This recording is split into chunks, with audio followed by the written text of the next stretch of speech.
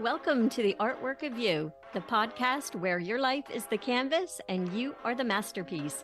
I'm your host, Lori Guin, and together we'll explore creativity, self-awareness, mindset, goal strategy, and the importance of accountability so that you can paint your life's portrait with confidence and ease. Remember, in the gallery of life, you're not just a spectator, you are the art. So let's grab our brushes and start creating the masterpiece that is you. Hello, my friends. I am so glad that you are here with me today because today I want to talk about accountability. Accountability is really at the heart of everything I do as a coach, and I believe it's what helps us bridge the gap between setting goals and achieving them, and yet it's also one of the hardest things to master. And so today I want to share what I know about accountability, why it's so difficult to hold ourselves accountable, why it's absolutely essential that we do, and how you can start mastering it in your own life. I also want to share some research, some actionable strategies, some book recommendations, and really a fresh perspective that I hope will help you think differently about accountability. So first, let's address the obvious. Why is it so hard to hold ourselves accountable? One reason is because of how our brains are wired. Our brains naturally prioritize short-term comfort over long-term rewards. And this is why it's so easy to procrastinate or make excuses. It's not just laziness, it's actually biology. But the good news is that we can rewire our brains with the right habits and strategies, which I'll talk about later. Another reason is emotional. We often avoid accountability because we're afraid of failure. And if we don't commit, we don't have to face the possibility of falling short. But ironically, this fear keeps us stuck in exactly the same place we don't want to be. And finally, there's the issue of self-trust. Because when you've let yourself down repeatedly, it's easy to believe that you'll continue to do so. And that lack of self-trust can make accountability really feel like a struggle. But here's the truth. Self-trust is a skill. And like any skill, it can be learned or rebuilt over time. And so, why does it matter so much? Why does accountability matter? Let's start with the science. According to a study by the American Society of Training and Development, having an accountability partner increases your chances of achieving a goal by up to 65%. And if you set a specific time to check in with your partner, your chances jump to 95%. And I don't know about you, but I'll take 95% any day of the week. But beyond statistics, accountability really is about empowerment. When you hold yourself accountable, you're taking ownership of your life and you're saying, this is what I want, and I'm going to do what it takes to make it happen. And it's also about integrity because keeping promises to yourself builds confidence and self-respect. And it really creates a ripple effect because when you show up consistently, you inspire others to do the same. And so accountability really becomes contagious in the best possible way. And now let's talk about why self-accountability is often more challenging than external accountability. When we have external accountability, like a boss or a mentor, there are immediate consequences for not following through. Things like missed deadlines or disappointing someone. But with self-accountability, the consequences are internal and often delayed. And so it's easier to let ourselves off the hook because no one else is watching. And this is why external systems of accountability, whether it's a coach, a mentor, or even an accountability partner, can make such a big difference because they create a feedback loop that keeps you on track so that you follow through on what you know you should be doing. And a great book that offers incredible insights into accountability is The Four Tendencies by Gretchen Rubin. And in it, she outlines 4 personality types based on how people respond to expectations. And they are the upholders, the questioners, the obligers, and the rebels. This framework is so helpful when it comes to understanding why some accountability strategies will work for you, while others continue to leave you stuck or frustrated. And so let me share just a little bit about each type. The first one, again, is the upholders, and they respond readily to both inner and outer expectations. They're the people who set a goal and stick to it. No external pressure is required. And if this is you, you thrive with clarity. A structured plan and measurable goals will keep you moving forward. Next is the questioner, and they need to understand the why behind any expectation before they'll commit. And so if you're a questioner, external accountability may not be as motivating unless you deeply believe in the purpose behind it. And your strategy should be to spend time up front making sure that your goals align with your values and priorities, because once you buy in, you'll be unstoppable. Next up, the obligers.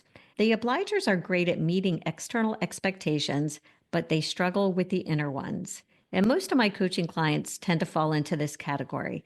They need someone else to hold them accountable to follow through. If you're an obliger, the key is to set up external systems, accountability partners, coaches, mentors, or even commenting on what you're going to do out in public, making that commitment public so that when other people are counting on you, you show up. And finally, the rebels, and they resist both inner and outer expectations. So if you're a rebel, the traditional approach to accountability probably feels very restrictive and unmotivating to you. But here's the secret. Rebels thrive when they focus on freedom and choice. So frame your goals as opportunities to live life on your own terms, and accountability will become about honoring your desires, not anyone else's. Understanding which one of those four you are really helps you stop fighting against your natural wiring and instead lean into what works for you. I also want to share some strategies that I've used myself and that I've also used with my clients to help you really master accountability. The first one is use future regret visualization. And what I mean by that is instead of visualizing your ideal future, try visualizing the regrets your future self might have if you do not hold yourself accountable. What opportunities would you miss? And how would you feel to let yourself down again? Sometimes avoiding pain can be an even stronger motivator than seeking pleasure. The next strategy is you can try to gamify accountability. Turn it into a game. Create a point system where you can earn rewards for hitting milestones, or make it a competition with a friend. Or you can use an app like Habitica that literally will turn your goals into a role-playing game where completing the tasks earns you points and you can move up different levels. And for some, this sense of play and progress can really make accountability feel exciting rather than burdensome. Another one, create non-negotiables. So identify one or two commitments that are non-negotiable no matter what. These should be things that align with your highest priorities. For example, if health is a priority, you might make it a non-negotiable commitment to move your body every day for at least 20 minutes. And the trick here is to make it non-negotiable in the way that brushing your teeth is. It's something that's not up for debate, even on the hardest of days. Number 4, do what I call flip the script on procrastination. So if you're someone who tends to procrastinate, you can use it to your advantage. And what I mean by that is set up a system where avoiding one task helps you complete another. So for example, if you hate, say, budgeting, make it your reward for skipping the gym. So in other words, if you decide to skip the gym, then you're going to have to do budgeting. It's the reward for skipping the gym. And this technique is like a structured procrastination. It's surprisingly effective because it acknowledges your tendencies without shaming you. Next, you can incorporate self-audits. And what I mean by that is building regular accountability check-ins into your schedule, not just for tracking your progress, but for evaluating the why behind what's working or not.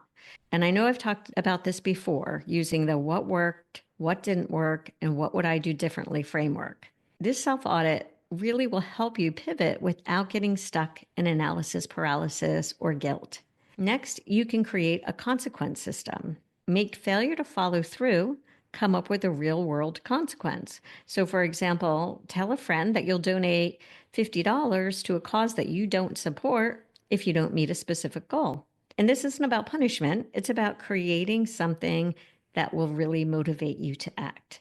Next, you can pair accountability with identity work. And what I mean by that is to remember that accountability isn't just about actions, it's about identity. And so ask yourself, who do I need to be to achieve this goal? Maybe you need to become someone who values consistency over perfection, or someone who takes pride in showing up even when it's hard. And so aligning your actions with this identity can make accountability feel more meaningful. We're up to number 8. You can leverage micro rituals.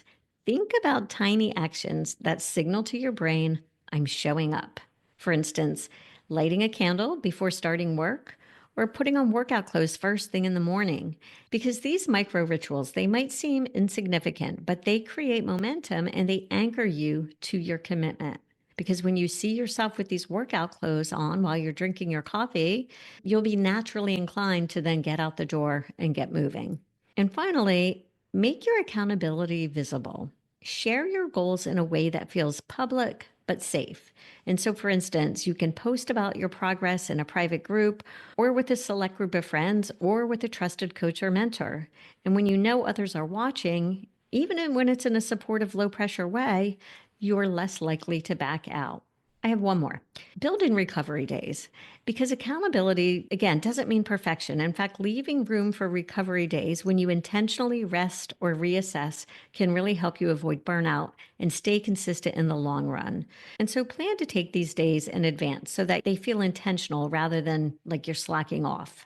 Accountability really is the foundation of my coaching practice. With my clients, I focus on setting clear, actionable goals and creating systems to track their progress. It's not about me telling you what to do. It's about helping you discover what you want to do and then holding you to your commitments. And really, if you think of commitment as a better word than accountability, I know there can be a lot of triggers around the word accountability. So just substitute in commitment if that feels better for you. And anyway, it's about helping you discover what you want and holding you to your commitments. And finally, let's talk about how accountability connects to your future self. Because the more accountable you are today, the closer you align with the person you want to become.